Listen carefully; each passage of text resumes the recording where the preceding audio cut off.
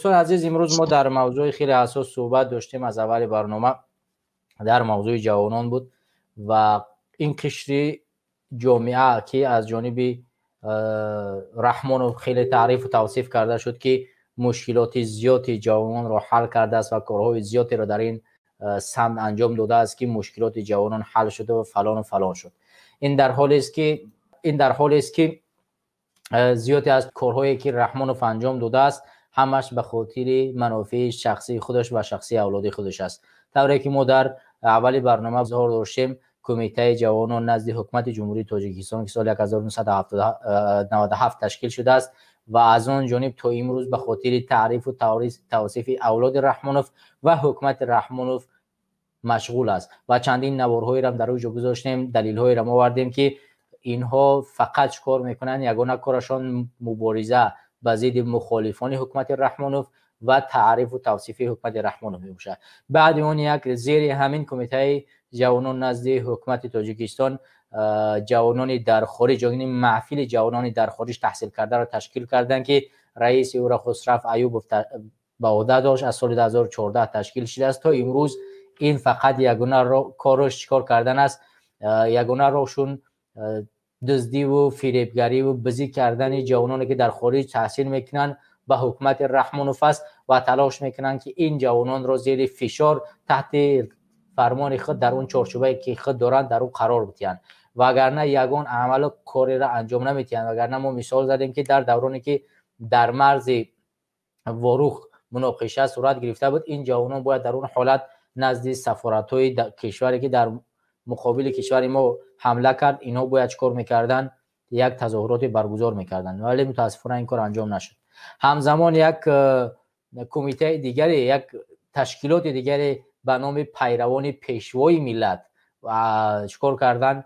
تشکیل کردن که از سال 2016 بعد از عنوان پیشوای ملت گذاشتن بر رحمانوف دیکتاتور، این کمیته، این تشکیلات ساخته شده است و یگانه راهش کارش کار کردن است، پیروی کردن از امین رحمانوف است و هر کاری که رحمانوف میکند اینا همون کارا را انجام میتین و هر کاری که رحمانوف هر نقطه‌ای را که میگه در تمام جامعه میرن این کارا را انجام میتین و مجبور میکنن جوانان را که در این کار سهم گذار باشند. مثلا بسیار دانشجوها را چیکار میکنن؟ مجبور میکنن که در سخنرانی‌ها بیان اشتراک کنن، در فلان جلسه بیان اشتراک کنن، تا زمانی که اینا خودشو اعلان نکنن، ویدیو نکنن و سوی مخالفان با اینا مثلا دستاوردها بها گذاشته نمی شود. مثلا امثال این جوانان چیکار کرد؟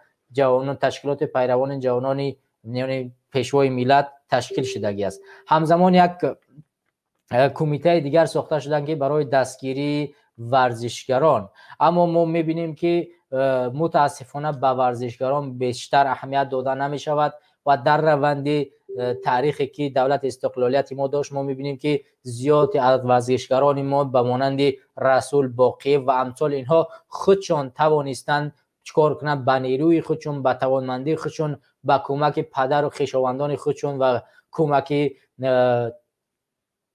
تاجران چیکار کنند؟ پیروز شوند و عنوان قهرمانی را به دست بیارن. اما رحمانوف در روند این کسایی که مشهور شدند تلاش کرد آنها را چیکار کند؟ بیاید زیر دست خود بگیرد و کوشش کند که این نفرها تعریف و توصیف و فلان از رحمانوف کنند. هر کسی که این کار انجام نداد اون به وظیفه چیکار کرد؟ تقدیم کرده نشد. همینه که رسول باقی امروز یگان وظیفه داده نشده. رسول باقی امروز حکومت رحمانوف تعریف و توصیف نکرده است و یکی از سبب‌هاش همین است. وگرنه هزارها کسایی که دنبال تعریف و توصیف بودن ما دیدیم که صاحب ده‌ها وظیفه شدن. دوستان عزیز، رحمانوف در مسائل دیگری حساس جوانان صحبت کرد، اونها را دعوت کرد که موضوع تکنیک و فنهای دقیق رو بیارند و همزمان در اینجا از منع کردن اینترنت و افراطی شدن جوانان توسط اینترنت و جاهل شدن جوانان به گفته رحمانوف توسط اینترنت صحبت کرد که این هم یک از صحبت‌های مقابل یکدیگر رحمانوف به شمار می رود که خودش نمیدوند که در اول چی میگوید و در آخر چه چیزی را ذکر میکند. به همین خاطر اینجا صحبت‌هایش به اون وابسته آمد رسید که خودش نمیداند که ما جوانان را نمیتوانیم فناوری کنیم، تکنولوژی را خوب بیاموزیم، در صورتی که در کشور ما اینترنت خوب نباشد، مردم دستاورد خوب نداشته باشند در این ساحه، در مکتب‌ها همه چیز تکنیکی تامین کردن نشود، تا در این صورت این کارو کردن نشود ما نمیتوانیم جوانان را دقیق با این فن چیکار کنیم روانه بسازیم. اما رحمانوف تلاش میکند که از این بنبست برآید، ولی متاسفانه تا امروز با این چیزا دستاورد نشده است و این یک از مشکلاتی است که آقای رحمانوف فکر میکند که مردم کشور اینها را اهمیت نمیتین و هر کاری که هست سخنرانی که روز 21 می متاسفانه همش بالای مردم زد و پدر و مادر جوانان را گناهکار دانست و گفت که ما تمام فضا را احیا کردیم، تمام شرایط ما مهیا ساختیم، اما جوانان تحصیل نمی کنند، پدر مادر تربیت درست نمی کنند، مردم می روند دنبال استفاده اینترنت و از اونجا گمراه و با گروه های افراطی پیوست میشن. در حالی که شما دیدید که هزارها کمیته ها را تشکیل کرده است فقط به خاطر منافع شخصی خودش.